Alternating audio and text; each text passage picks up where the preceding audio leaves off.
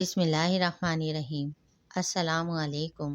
آپ سب کو میرے چینل اسلامک حدیث میں خوش آمدید۔ بھلائیوں کے دروازے کھلنے کی رات۔ نبی کریم صلی اللہ علیہ وآلہ وسلم نے 4 راتوں میں بھلائیوں کے دروازے کھلنے کی بشارت عطا فرمائی ہے، جن میں سے ایک شعبان کی 15ویں رات ہے۔ نیز اس رات میں مرنے والوں کے نام، لوگوں کا رزق اور حج کرنے والوں کے نام لکھے جاتے ہیں۔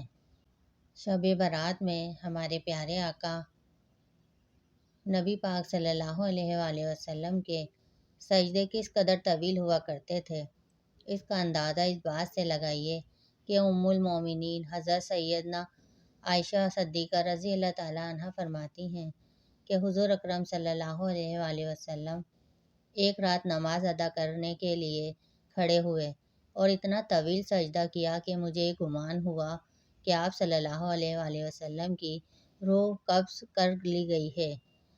جب میں نے یہ دیکھا تو کھڑی ہوئی اور آپ کے انگوٹھے کو ہلایا تو انگوٹھے میں حرکت پیدا ہوئی، میں واپس چلی گئی۔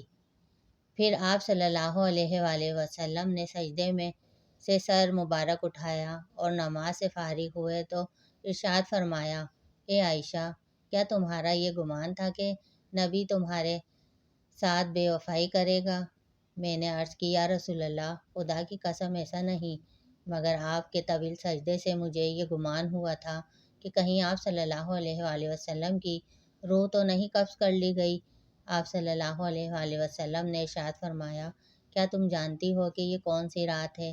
میں نے عرض کی، اللہ اور اس کا رسول زیادہ جانتے ہیں۔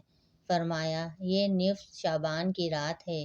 اس رات اللہ پاک اپنے بندوں پر نظر کرم فرماتا ہے تو بخشش مانگنے والوں کو بخشش دیتا ہے اور رحم طلب کرنے والوں پر رحم فرماتا ہے اور بغض رکھنے والوں کو ان کی حالت پر چھوڑ دیتا ہے۔ اگر آپ میرے چینل پر نیو ہیں تو اسلامک حدیث کو سبسکرائب کر دیں تاکہ آنے والی ویڈیوز آپ کو ملتی رہیں۔